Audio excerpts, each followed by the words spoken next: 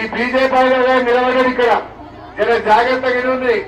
BJP ఆయన దుబ్బాకల్నే మొన్న పొల్లు ఉడిపోయి నువ్వు మంచిగా నచ్చే ఎద్దైతే దుబ్బాకల్నే నువ్వు అమ్ముడుపోదు కదా. దుబ్బాకలే నేను ఓడగొట్టింది. నువ్వు రేపు మా మెదక్లో మా శంకరపేటనే ముద్దరిస్తావు. బీజేపీ అభ్యర్థిని నమ్ముడంటే నీళ్లు లేని బావిలో దుంకినట్టే అవుతుంది. మరి మన పని బీజేపీ నమ్మితే నీళ్లు లేని బావిలో దుంకినట్టు అవుతుంది. జర జాగ్రత్తగా ఉంటుంది.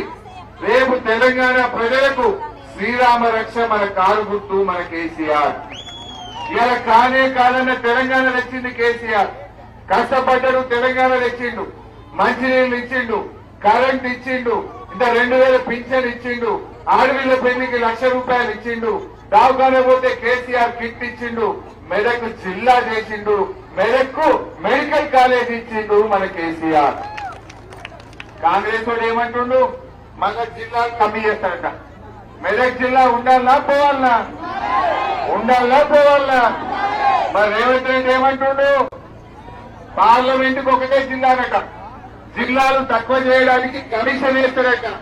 మరి మన పార్లమెంట్ 3 జిల్లాలు ఉన్నాయి. సంగారెడ్డి ఇళ్ళనే ఉన్నది, సిద్దిపేట ఇళ్ళనే ఉన్నది, మెదక్ ఇళ్ళనే ఉన్నది.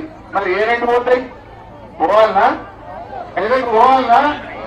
మనము మన కేసీఆర్ ఇచ్చిన జిల్లాను కాపాడుకోవాలంటే కాంగ్రెస్ ఈ ఎన్నికల్లో బుద్ధి చెప్పాలి, ఓడగొట్టాల్సిన అవసరం ఉంది. నేను ఒక్కటే అంటున్నా, ఈ ఎలక్షన్లలో ఓడిపోతే రేవంత్ రెడ్డి కుర్చీ దిగేది లేదు. కానీ వారికి అర్థమైంది, జనం నాకు స్ఫూర్తి పెట్టిండ్రు, నేను జనంకి ఇచ్చిన పని చేయలేదు కనుక నన్ను ఓడగొట్టిందని అర్థమైతే ఆ 6 గ్యారెంటీలు ఉరుక్కుంటా మళ్ళీ శంకరంపేటకు వస్తాయి, తులం బంగారం వస్తాయి. దానికోసం ఆలోచన చేయి.